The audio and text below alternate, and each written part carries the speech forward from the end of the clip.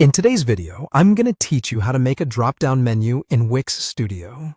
Whether you're building a website for personal use or setting up an online store, a drop-down menu can greatly enhance your user interface by making navigation cleaner and more efficient.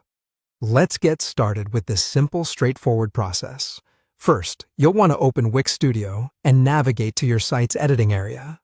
Look closely at the left side of your screen, and you should see an icon that looks like a little plus sign. This is the Add button. It's your go-to for implementing new elements onto your web page. Go ahead and click on it. This action opens a list of different elements you can add to enhance your site's functionality and aesthetic. Now, in this list, scroll until you find the menu option. The menus you choose here can play a crucial role in website navigation, offering visitors easy access to various sections of your site.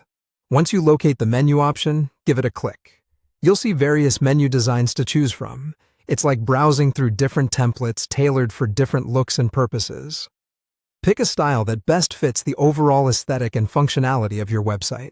The right menu design can complement your website's theme, ensuring coherence in design. Once you've made your selection, the next step is to add it to your web page. This is the fun part, where you can incorporate a bit of your own creativity. Simply drag the menu style you've decided on and drop it onto the page wherever it makes the most design sense. Typically, menus are placed at the top of the page for easy access, but depending on your site's design, you might consider other positions that work better for your layout. And there you have it. The menu is now part of your website, ready to help users navigate through different pages more effortlessly. As you drag and drop the menu, feel free to adjust its position until it's perfectly aligned with the rest of your layout. Being meticulous with placement ensures your site remains user-friendly and visually appealing. Many times, you'll find that slight adjustments are necessary to fit the design perfectly, so don't hesitate to tweak it a bit until you're satisfied with the result. With just a few clicks and drags, you've successfully added a functional drop-down menu to your Wix website.